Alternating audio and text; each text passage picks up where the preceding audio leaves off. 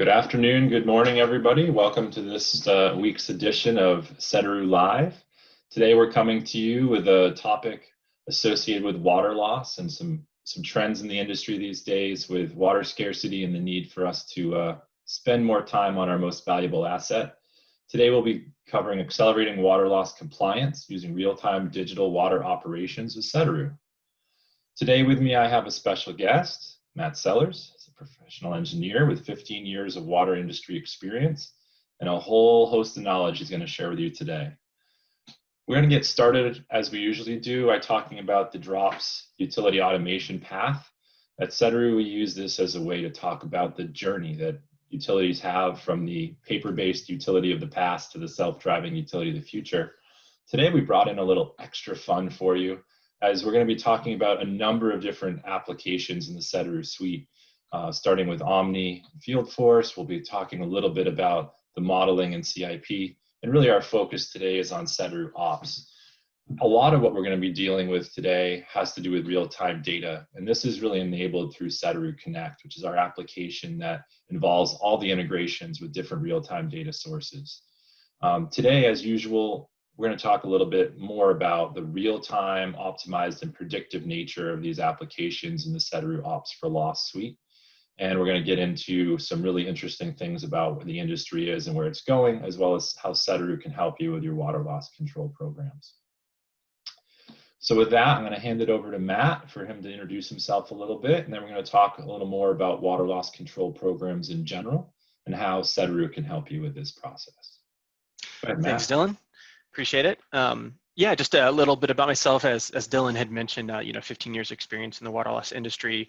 It really a lot of the experience originally started in a lot of hydraulic modeling type projects, and of course a big part of that is looking at water loss and dealing with that and knowing how the improvements for utilities are going to work over the years, including real-time modeling and that kind of thing. So yeah, to start with, just kind of wanted to start at a high level to show some of the slides here for water loss control programs. The top tabs we're talking about just like a basic cycle here for water loss control program where you typically, most utilities start with the measure components, looking at the inputs and focusing on that AWWA annual audit and breaking down those real and apparent losses. That's really the first step really in utilities going to be taking. And then of course, the next couple steps here, you're talking about looking at the data, breaking it down further, looking at data accuracies, and then of course analyzing, now that you have that data in your hand and the performance metrics in your hand, looking at what types of measures will benefit you most in your system, and then actually taking action. And the way that Sedaru can tie into all of these different water loss control program steps are highlighted here as things get bolded. So with Omni, our operational management network intelligence platform, if you're bringing in your AMI or other key performance indicators, through that platform you can deploy work orders, you can address things in the field through that, and that can tie directly to water loss control efforts. And then the next example here would be the outage platform. And again with outage, if you've tuned in some of our previous webinars, basically that's going to be helping the utility manage your leak break response from start to finish. And that really ties into water loss nicely, where we're talking about reducing the repair time and then having a significant impact on how much water loss you're able to recover throughout the year. Then I just wanted to mention kind of other apps that we fit in. So CIP is another one too. That's basically our risk-based prioritization model where we're looking at likelihood of failure, consequence of failure, a web-based app that makes it really easy to prioritize which pipes you need to replace. And of course, this ties into water loss, as far as the actions go, and bringing in that additional data that'll drive which pipes might need to be replaced. What we're really going to focus on though for today is that ops for loss component, where we're looking at real-time data, SCADA, and potentially AMI, and how that might tie in to your water loss control program, and how something like that really we feel like is needed to run in parallel to doing your audit and looking at your mitigation efforts in kind of in the cyclical form, where you have to have something that utilities are able to use as opposed to just your annual audit. You need to have something that reports to you more frequently. Awesome. So guys, Matt's going to give us a quick little demo of Sedaru Ops for Loss application now, just to give you a little teaser, keep you all interested. And then we're going to talk a little more about some market and industry trends. All right. So yeah, here's just a kind of a high-level demo. Just wanted to bring this up. So as you can see, this is got all the metrics, high-level metrics that a utility might be interested in from a water loss perspective. A lot of it's focused around kind of data quality, where maybe we're looking at how many meters are reporting over a specific period, what maybe the SCADA might look like if there's errors coming in with that. And I can tell you right now here, this particular month we're looking at had SCADA drop out. So, we're not going to have complete data necessarily, but that's always the case. You're never going to have perfect data, but you just need the right tools in place to be able to handle those data errors. So just high level demo here again, you can see, as I click around here, this is a dynamic dashboard that everything's going to be filtered. Everything gets filtered based on date. There's additional drop downs to look at to focus on specific days or things that you want to look at, or a table view, where we can look at all the zones together. So that was kind of just a quick little demo of that. And let's hop back into the slides. Great. Okay. Thanks, Matt. All right. So quickly here. Sorry about that. There we go. All right. You go, Matt. I appreciate it. Yep. Yeah. So, as we're talking about water loss, and as you may be deciding, like, do I need something like Ops for Loss, or do I need something that helps us with water loss more frequently than just maybe the audit that you're looking at, right? That you're typically maybe doing once per year. Water loss control, it shows up here at only number 22 on the list. But if we actually kind of expand it, what really impacts water loss, more directly, and then there's a couple more items that show up on this list. And sorry, I didn't caveat what we're looking at here are the state of the industry survey that AWWA completed in 2019, and I think the survey just went out recently for 2020. But essentially, these are the top issues that utilities report with. And here we've got compliance with current regulations. We'll be talking about that, how it's been trending the last decade or so, where a lot of states are increasing regulations around water auditing, reporting, and validation. And there's a lot of items on here, data management, that really does primarily have to deal with water loss control. And then at a secondary level, the list can get even bigger, right? So there's a lot of things that water loss will impact. Like a good one I'd like to highlight here is just the public understanding of the value of water resources, right? So if you don't have a water loss control program, you're potentially missing out on just even a good PR message that you may have to increase rates, as your infrastructure ages, that you may have to have more expensive projects. But if you've got that other part where you're trying to conserve water, you're trying to go after this lost water through your program, I think it helps with the messaging. And a lot of these secondary to water loss control topics here at the very, very top of the list. So it obviously impacts a broad categories in the water loss industry. Yeah, Matt, I think it's important just to, this really does affect all aspects of a utility, right? It's not just specific to that one item, like you said, water loss control. Yeah, definitely. And then just thinking about, water loss control, it's sometimes a hard thing to tackle and a hard thing to kind of get an internal initiative for.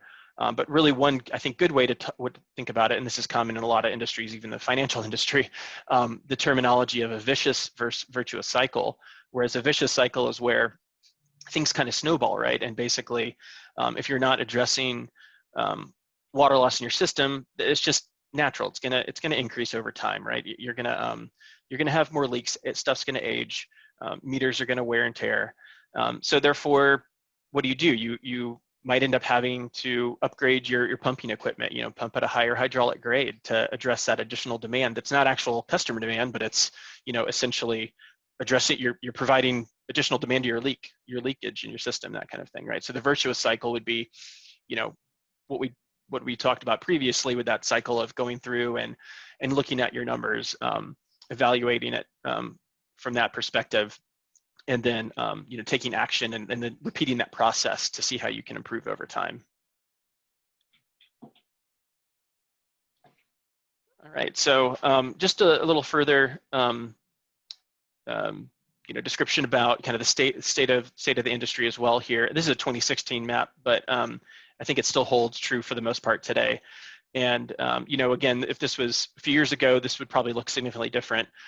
But just to show that like California and Georgia, and then a little bit Tennessee here, like lead the way as far as water loss control reporting, as far as like regulations go. And then you can see there's a lot of states that still do a lot of like rudimentary water loss reporting. A lot of utilities may still be doing their own in-house AWWA audit.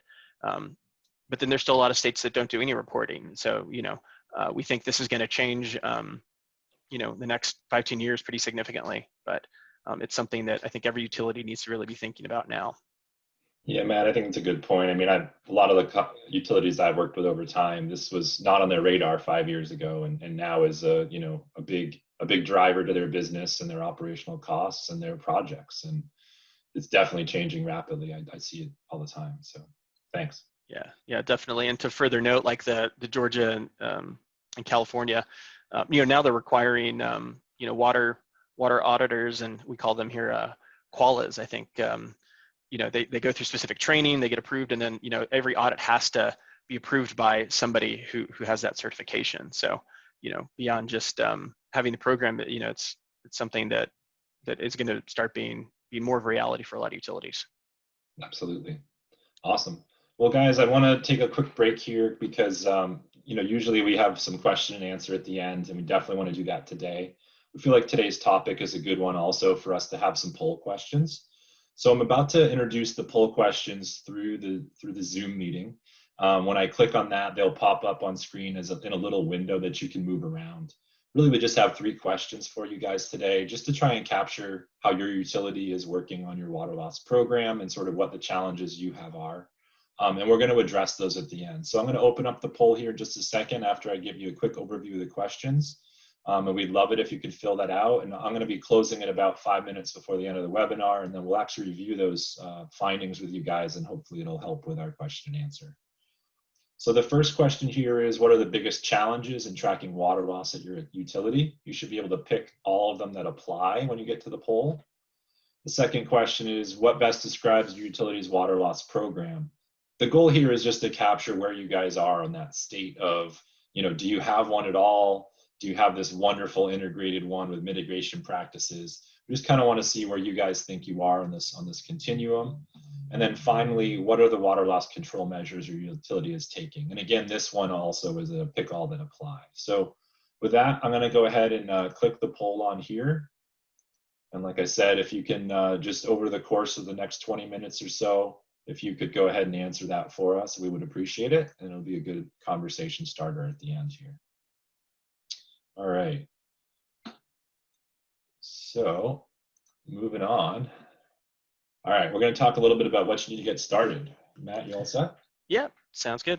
Awesome. Yeah, so maybe thinking, okay, we typically do the audit. That's great, but what if you wanted to have the data be reporting more frequently? What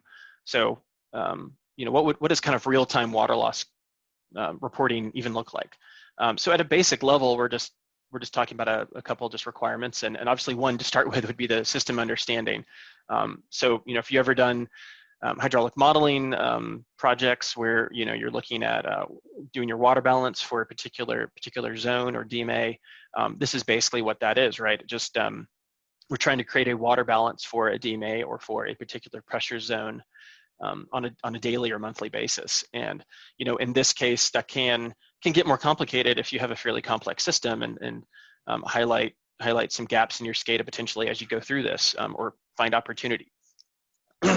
Find opportunity for where to put maybe flow meters in your system. So here's just an example of identifying all the inputs and the outputs and storage. And critical thing would be to actually include storage, whereas a lot of, if you do an annual audit, you don't really need to worry about storage that much unless you have like really, really large reservoirs that you're incorporating into those calculations. But if we're looking at a daily balance, right, then it does play into and impacts your calculations pretty significantly. The other two inputs, obviously SCADA,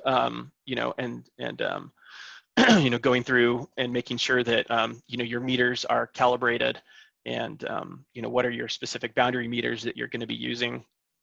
Maybe there's a meter that you have several meters in line. Maybe there's some at your well, and some downstream of like a pump station that's connected to the same facility. You have to make decisions. Which one are we going to use? Which one are we considering the master meter for this water balance calculation? And as I mentioned, the importance of tank levels. So the final component that isn't necessarily a requirement, but it is very useful, is to have that additional metered usage, or at least AMI is not necessarily a requirement, but you definitely have to have metered usage. And in this case, if you have AMI in place already and you have that hourly data available, that can really provide additional insight and help you understand the situation in your zone a lot better. So yeah, and Matt, it is possible, right, to do this with just metered information coming out of like a CIS system, right? But the level of fidelity is much lower, and we can't obviously look at it in the same time frames. Right. Yeah. I mean, a lot of billing cycles aren't necessarily monthly. They might be quarterly, and then you don't necessarily get the purest of picture as far as what your metered usage is. That's why a lot of times we just look at water loss on an annual basis. But if you've taken that next step, where you have you read all of your meters within a certain time period, that can help that and still be used potentially. Yeah. Maybe not on, obviously the hourly basis is not going to happen, but maybe a quarterly basis or something would be sufficient. Cool. All right. And then, as we had repeated previously, again, something like SCADA or the meter data, that would, as far as the Sedaru environment goes, that would be done through the Sedaru Connect technology. And really it is very flexible. You may have on-premise data. It could be published services. It could be done through APIs. There's lots of different ways we can get that information into a single platform for everybody. So awesome. Okay, so Matt, I think you're gonna do a little demo for us now of some of these items being brought in. Is that correct? Yes. Awesome. Yeah, let me go ahead and pop that up. And guys, thank you. I see a number of people voting on the poll, so appreciate that. We'll leave it open as long as we can, and I'll let you know when we're going to close it up. All right, so yeah, I'll just go ahead and show a couple more things. I'd showed the ability, again, to filter by zone, or even looking at the entire system, which can be useful. So if you don't have zones in your system, in your water system, that's still okay. You can still look at it on a holistic basis. But let's say that you want to see, you want to find, the most prioritized DMA in your system over a certain period. You want to look at non-revenue water, maybe by percentage or gallons per connection per day. Within this dashboard, there's ways to do that within a table view. You can sort the data, look at specific metrics, understand maybe where there's data gaps. And again, there's a couple different tables. You got like an overview, a daily. You can even compare stuff on a longer period once you get more data in the system. But this is bringing again all that data in to one location, and not having to contact all these different groups inside your organization to get these answers. I think one valuable way to show some of the data is just being able to show the SCADA. I mean, it's kind of it happens with certain utilities, but sometimes the SCADA is kind of isolated and just within the operations group. It's not necessarily that easy to access for everybody. So through something like Sedaru Connect, getting that data out becomes a little bit easier. And here, there's some customized views here where we're looking at tank levels and flow rates, and we're actually able to filter. I could pick out specific tags if I wanted to, but in here I can look at the exact water balance over this time. So I can say, oh, okay, I'm in this particular zone. these are what the numbers look like. And now let me check out what the flow rates were over this particular period and drill into specific days. And you'll also notice that there are some flow rates here that are actually negative. And that's the way that this tool set up, is it actually looks at every SCADA channel and says, okay, is it a part of this zone? Is it an input or an output? And if it's essentially an output, then it's going to show up as negative flow. And to further kind of highlight how you can do that is there's a ways, we're able to report what the actual water balance looks like. So, in some cases, with a specific project, like maybe it takes a little bit to get the whole system live as far as SCADA goes. So you can set up how your system talks to each other, and maybe, okay, I need to get this tag soon, in like a month or two, that's going to happen. But now I know it's a gap and it's missing, that, this flow may not be included in my calculation, but you can go through and look at, what actually goes into every zone. And sometimes this information may require, calling in all your operators and distribution guys and figuring out how your system looks every time, and it's not that clear. Well, here it is, readily available and easy to access for engineering or operations. Yeah, Matt, I mean, to me, the value here is really tying the different data parts together, right, to see them in comparison to each other. That's what makes the difference. Yeah, exactly. And so here you can see, here's the hourly AMI. If that's available, you can bring that in, and that can provide you with a secondary source of truth for your system. All right, so I believe we're heading back to the slides to talk about data first approach. Absolutely, yeah. As you can see, guys, the real key here is the data and the availability of that data within the operations platform. Yeah, thanks, Dylan. Definitely. And this has kind of been described for water loss efforts a couple different ways, but really, as we're describing, especially with the audit, if you've had experience doing one of those, we're facing systemic errors that impact that water balance and water audit on a regular basis. And, things like meter wear or poor meter installation can really impact those numbers. Maybe your maybe your flow meter isn't necessarily installed in the right location. If it doesn't have the right number of upstream kind of diameters, and it's not a continuous smoother flow going through that meter, those are things that this kind of operation could help you discover as you compare specific areas. There's also, faulty SCADA can contribute to errors in your water loss calculation, and then of course data handling errors can be a common problem, where we're looking at data unit conversions or transferring the data, all sorts of things. So, one thing that we try to do at Sedaru is to take care of some of these more minute issues for you, and let the user, filter out the noise and focus on, really where the issues may be. So. Okay, we have a couple of examples of this, Matt. Awesome. Exactly, yeah. So there's a few examples. Okay, so yeah, this one example here is just a exciting table, but it's basically showing AMI data that gets reported in, and it's actually calling in like every 15 minutes. And you'll see this is actually like a single meter, like a single family medium density. And what you'll notice is the gallons that are being reported, it only shows up on a few instances. A lot of times it's just zero. And the reason for this really is that the meter's precision just isn't that fine, right? It's just like, it's fairly small. So you may want to say like, oh, I'd love 15-minute data, that'd be great. That's awesome, let's do that. The problem is that if your meter doesn't have the precision you need, then, and it's not necessarily set up correctly to report that finer flow, then it's not that valuable, right? Like that information doesn't really tell you a whole lot. So one thing we do, we can do is like go in and we clean that data up, right? We're not saying that the flow is actually 374 gallons per hour. In fact, it's probably a lot less. It's just that the precision for that meter was is larger, and it just didn't register that flow going through the meter. So, And Matt, I'm going to use this as a shameless plug for one of our upcoming webinars. We got a webinar on meter management with Sedaru, and we're going to be talking about this specific issue. So glad you could tease it for us. Excellent. Yeah. All right. So and I think we're going to look at reading errors now, right? All right. There's another example. This is a good one. I'm sure everybody's seen stuff like this where it's really just due to the meter register number. either the meter gets changed out and there's not something in the billing system or the meter system to catch it when it changes out. So you go from like a from a 999 to a 000, right?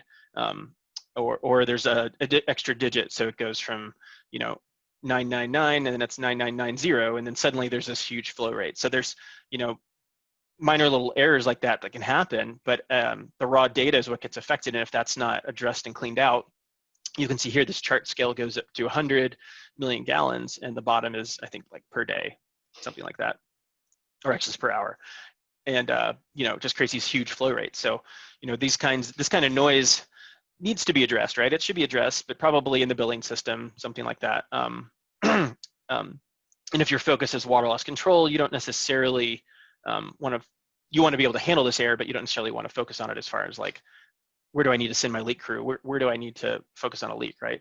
That kind of thing. So yeah, removing that data would be the best approach in this situation. All right, and last example, Matt. All right, so this one's just SCADA errors, happens all the time. Signal drops out, hurricane hits, right, and all your towers go down or something, things like that. So just being able to handle, if you want to, you want this real-time water loss reporting metrics, water balance being calculated, there needs to be a system in place that is able to easily handle these kind of blips. So you're just not distracted by, a huge jump in flow or something like that. In this case, you can see the level here goes down to 40 feet. So you might think maybe that's real, but being able to discern between a real value and an error is key. In this case, this would be an error, and you'd want to remove it. Awesome, thank you, Matt. Yeah, that's a good example of just how important it is to try and find the right data within all the data you get, right? Because these systems, as you said, are imperfect. You're going to have errors, you're going to have issues with data flow, so you want to make sure we clean it up as best as possible. And Matt, I think you're going to do a demo now a little bit of some of those features as well. Sure. Yep. We're setting that up here. So again, I mentioned prioritization. Being able to view your system in a tabular format, or trending the different metrics in one chart. Just basically having that one dashboard is really key. So one thing we talked about, again, digging into the data, looking at a specific issue. Maybe you noticed some kind of anomaly, or something that's inconsistently being reported. So just one view, it's kind of busy, but this would help you just look at everything for your system as far as inputs and outputs go, and get an understanding. Really what you're looking for is like kind of consistency as far as what's being reported, right? Like things shouldn't change too suddenly. If they do, then you're probably missing data or something like that. And then let's see, we're going to show the one thing I wanted to show is the demand trend here. So this would be your kind of real-time water loss calculations occurring. And in this case, what we're doing is actually calculating moving averages, kind of a minimum, a maximum, and an average, and then looking at that number, and then creating an anomaly index against the flow. So we're looking at standard deviation, and seeing if there's a significant change over time within a rolling average. And then if you get one of these indexes changed to be higher, then that may be something you want to investigate for that particular zone. And I can actually zoom into a specific day just to show this in more detail here, which is a little bit easier to see. There must be a SCADA gap here, but basically you can see kind of the band of, this is your average over the last 14 days. Here's the maximum values that have been reported over the last 14, and then the minimum, and then basically, and then this is the real data that's being calculated for that day.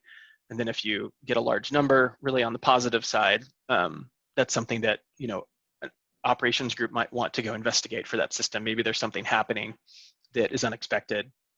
Could just be hydrant flushing, could be SCADA error, but it's good to have that kind of dynamic functionality in place there. Cool.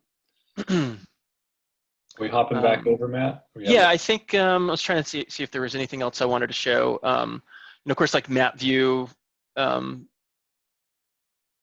it's important. I think it just, as far as like a tool to to help communicate information across the department, just being able to, especially if you have a system with a lot of zones, just being able to quickly show what you're focusing on and how it may work. I think that's kind of neat to be able to just to be able to show for somebody all the different zones in your system and how that's working. But yeah, I think the next step, let's hop back into some slides and we'll show you Awesome. some more information on AMI data. Yeah, so we're gonna talk a little bit here, Matt, about some of the ways that you can kind of look back historically, right, through the flow anomalies and such to identify things that have occurred. Yeah, so some I think good examples that highlight. I think a lot of utilities like AMI has a lot of use cases, of course, but especially when it comes to like meter accuracy and trying to improve that apparent loss metric. But a lot of times you're like, okay, now we've got all this data. What do we do with it? It seems kind of overwhelming. And I think some of these examples might show you how this could be used. So in this particular example here would just show where a large break occurs. And if you're just looking at maybe your flow rates or your demand for your system, maybe you are able to catch it. Maybe you have some kind of dynamic system that detects the anomaly. Maybe you don't. Maybe it kind of goes unnoticed, right? That can be a pretty common thing. So if you have metered usage, this hourly AMI data, you can clearly see here that it remains constant. The customers are consuming about the same amount of water, but suddenly this zone is the demand's a lot higher. So clearly, there's a large break that's occurred that's kind of gone undetected here. So, the AMI can be used as a surrogate and kind of a secondary source of truth for your system. Awesome.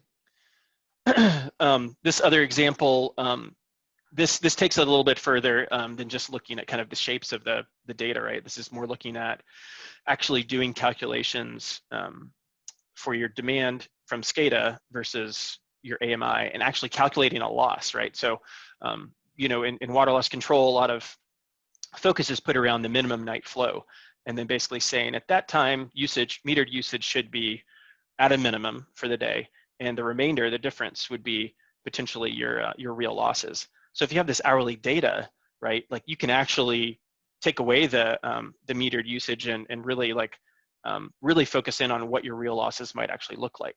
I mean, in this case, we're looking at clearly a big difference here. We have a leak here that happened, and then obviously the loss is increasing, so it's validated further by that.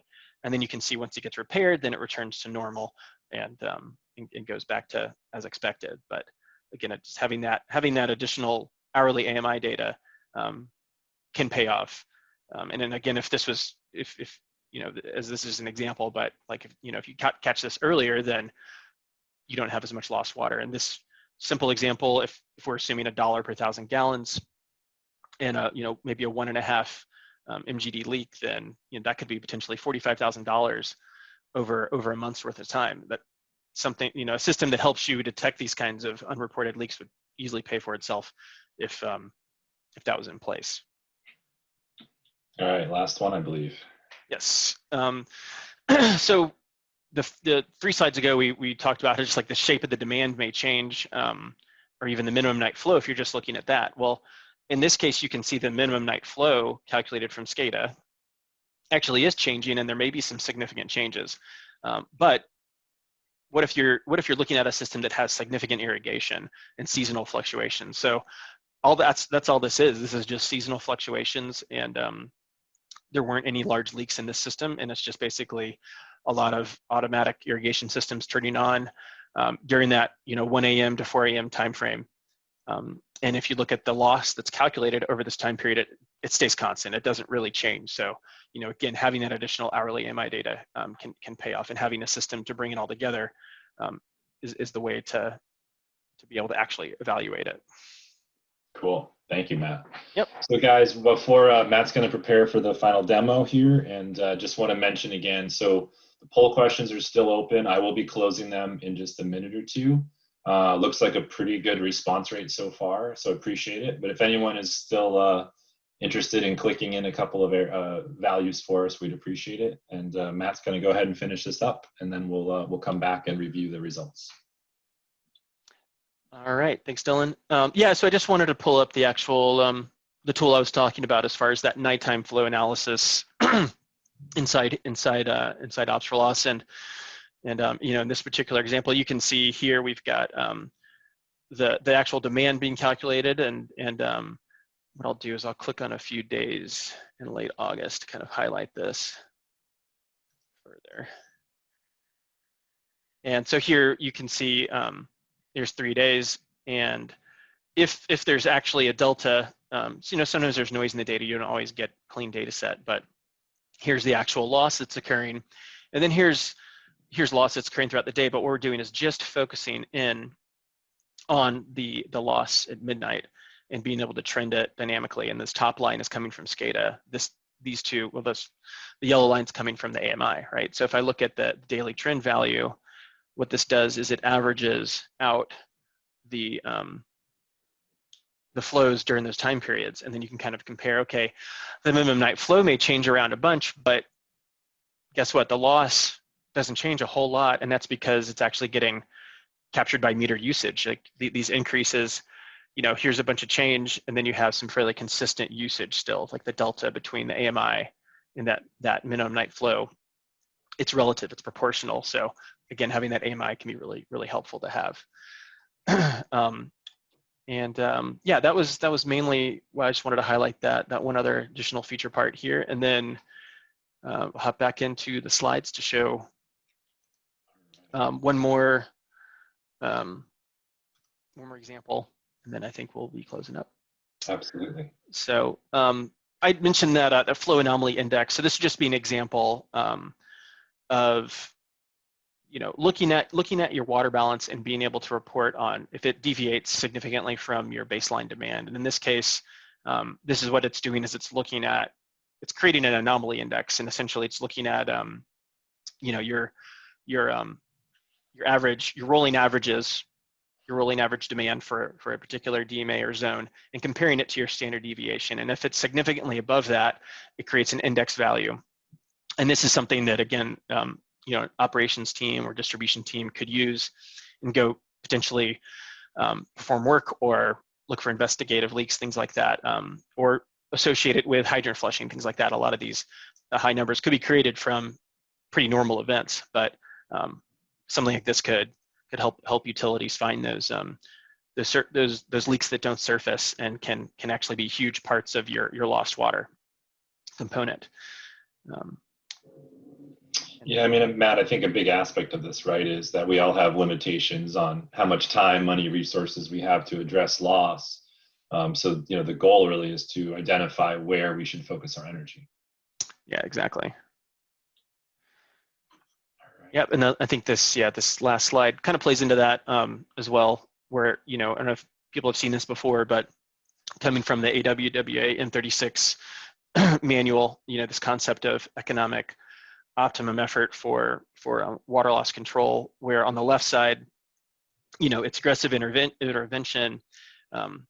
You're replacing meters before their optimum useful life's up, and replacing pipes and going after, you know, every single leak in your system. That's going to cost a lot of money, obviously, and it may not pay back, right? Or on the right side, it's just responsive only, right? And you don't necessarily do enough, and you're only fixing stuff that surfaces, only replacing meters when they stop. So, you know, here at Sedaru, I think we believe that you know, you need to have the right tools in place to be able to make these evaluations. Where do we target leak detection? Where do we put noise loggers in the system? Where's the best bang for the buck? And, you know, having a tool like, I think, Ops for Loss and others in the industry, I think, is really where that makes it a lot easier to make these decisions and to, you know, hopefully be closer to this economic optimum point, you know, where you actually get payback. Absolutely, Matt. Well, guys, I think that concludes the majority of the content for today's session. The plan now would be to just open up, we'll look at the poll results and have some question and answer. So if you have any questions, please feel free to push them in through the Zoom tools in the bottom. And I'm going to pop up the water loss program poll results right now for us to discuss. So I'm going to share those right now. And what you should see on your screen is that window popping back up with some, you know, still have to scroll through it and that sort of thing. But What I wanted to point out, so we had 13 people respond, or 13 utilities respond to the poll in general. The top item there for the biggest challenges by slight majority was meter inaccuracies. I would say, data handling errors, lack of staff resources. These are the most common things that we do here. Matt, any thoughts or observations on those results from your perspective? Yeah, again, a lot of these are directly related to doing your audit and that kind of thing. But yeah, they tie in directly into creating a good system understanding and where to take action. So yeah, not any really big surprises, but yeah, definitely. Yeah. So the next one I thought this is really kind of helpful to know who we're talking to on the phone too, right? So describing sort of where everyone sits, the vast majority of you guys have a water loss control program in place, and you do track loss manually. So that's about where the average is in the industry, is my understanding as well, in terms of my clients. Having those additional data sources is one thing, having them integrated is a different one. But there's absolutely a market trend here, heading towards this being a larger and larger part of the utilities drivers, especially with the, economic optimum here, often being skewed by drought conditions or other, conditions on the ground that are driving the need to, do a better job, basically, of understanding our real loss. Yeah, definitely. Yeah, I mean, I think, that's 62%, it probably is a similar process to, it may take a month or two, right? You're contacting multiple different departments, getting the right kind of reports that you did last year. So like, how do I do this report again? I need to get this data. So, we're not saying that we're replacing the audit or by any means, but I think having something in place that that helps with that automation a little bit further and to understand where you're at is can be very, very helpful. Yeah, absolutely. Yeah, and so the last question here is, what water loss control measures is your utility taking? High percentage of you doing the annual AWWA audit. I'm guessing some of you, even though it's not required by your state. And then the most common ones here: meter replacement, repair, and active leak detection. That does make sense. Those are, I would say, the first things to be tackling.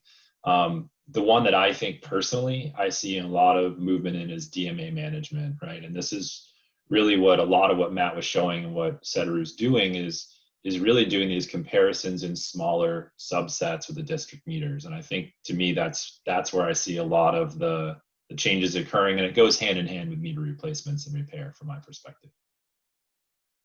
Matt, any thoughts from your end? No, I think, this definitely makes sense. It's actually good to see that, DMA management, with some people taking that up, and the US has, still been fairly, I think, slow to take that up, because obviously there's lots of concerns around water quality and how you do that in a smart manner. And then now, how many sensors are you looking at in your system that you now have to maintain and manage? And I think a lot of the, sensor technology's been around for a while, but the systems that bring all that data together necessarily haven't been up to speed with that. So I think, that's good feedback here for sure. It's good. Yeah, that's a good point, Matt. I mean, I think, as you guys all know, technology in the water industry is changing very rapidly. We tend to lag the electric side of the house a little bit, but I've been seeing at the conferences I go to and the utilities I talk to, this is a trend. We're moving towards this, and there's a lot of virtual ways to do some of these things now, right? In terms of pressure management, DMA management, pipeline replacement. There's a lot of products out there that can help with this. So it's a learning curve for sure, but I think we're all on a pretty quick path to this being more critical to the utilities. I'm also happy to see that none got 0. Yeah, that's a good point for sure. All right, so I'm going to take down the results here, guys. Again, we hope that this session was helpful to you all in terms of understanding a little better, water loss and the compliance associated with it, but also how Sedaru can help. As usual, if you're interested in learning more about what Sedaru is up to, we have our social media platforms here for you to follow up on. The recording of this webinar, as well as a host of other webinars we've done over the last year or so, are all available on our YouTube channel. We'd encourage you to check that out.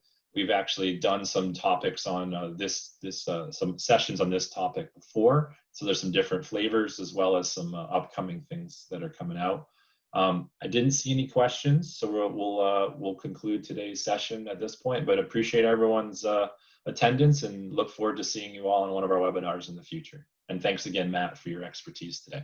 Yep, it's fun. Thanks. Alrighty, buddy. Take care. We'll talk to you You too. next time.